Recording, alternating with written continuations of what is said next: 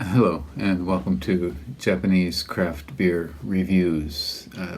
Today we're going to take a look at a beer from a brewery which you may not have heard of, which I haven't actually thought of much in the last several years, but their beers suddenly appeared in the store, like 12 of them, and it was quite a surprise. And that brewery is Doppo Beer in Okayama, which is located in the central part of Japan, between, let's say, between Osaka and Hiroshima.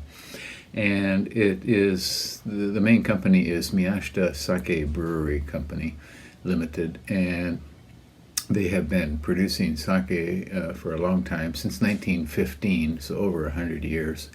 And they started producing beer in 1995, and so they claim that they are one of the, what do they call it, the pioneer of craft Japanese microbrewery. On their website, they claim that they're the ninth micro to open in Japan. That's possible. I really don't know exactly. But around 1994, the tax laws changed, and a lot of people started deciding to open microbreweries at that time. It was called the first wave of Japanese micros.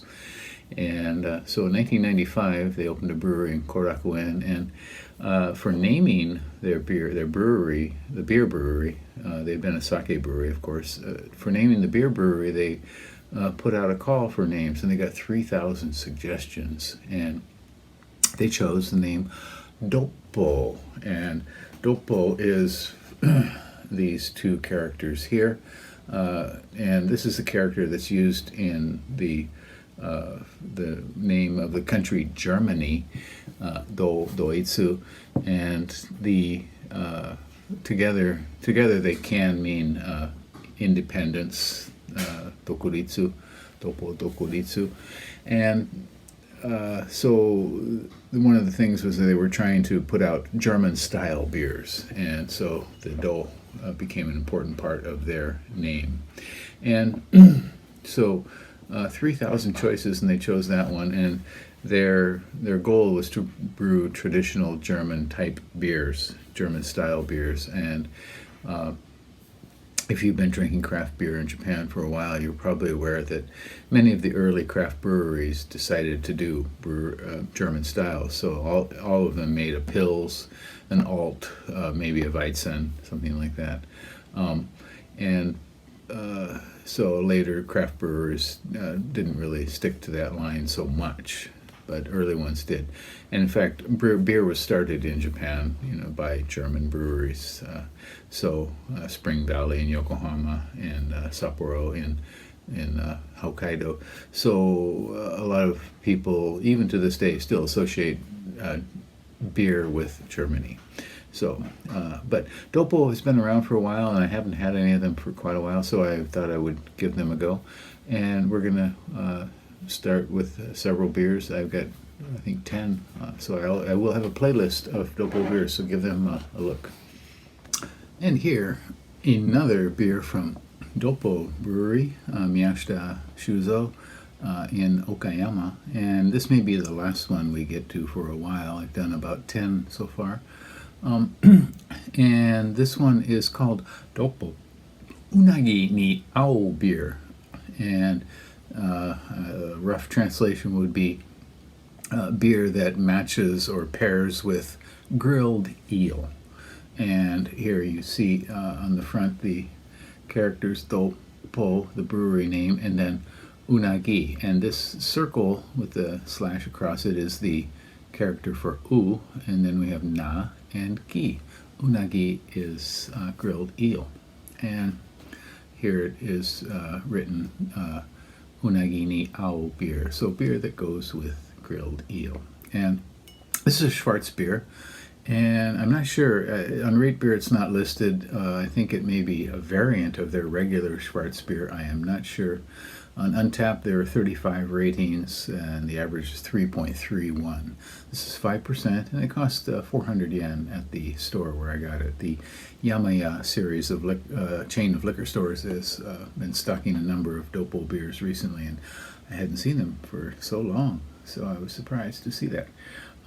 So I'm not sure if this is really a different beer from the schwarzbier, which I've also reviewed, but we will see. We will see. I don't quite exactly remember that. It was a few weeks ago when I had it.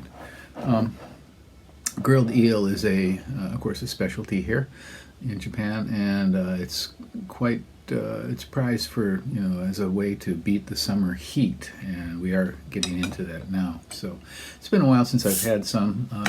It tends to be a little bit pricey, but some restaurants, you can get a nice meal for maybe 2,000 yen or so, $20 and up, depending on what you want with it. So it's quite tasty, and let's give this one a go and see if it is tasty too. Well, it does pour out like a schwarzbier. This one has German malt and hops. I'm not sure if the hops are German or not. The malt is specified as German. It certainly is dark black, dark brown, and kind of fat.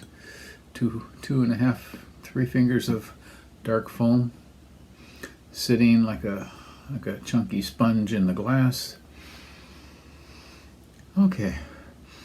Well, it smells quite roasty, maybe even a little bit of char. Very roasty. Some dark chocolate.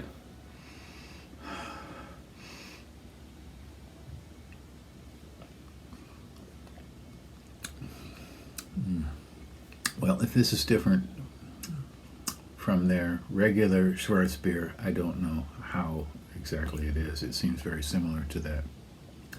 It's an excellent schwarzbier, really.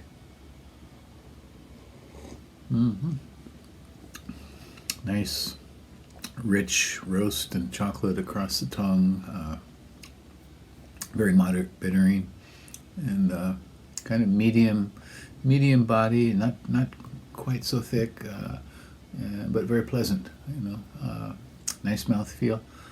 Yeah, this is very well done. I believe it probably is their regular Schwarz. I'm not sure. This could be just a rebranding, of their Schwarzbier. It's not really clear on the website, and the difference between this and their Schwarzbier. So you might want to give this one a go. And I do recommend, of all the Doppo beers, the 3 primary beers, their Pilsner, their Schwarz, and their Dunkel. Those 3 are quite well made. They have all these other fruit beers, which I have reviewed and I have a playlist of, but I wouldn't say you don't need to go with those. Just go with the main German style lineup. That's it for today.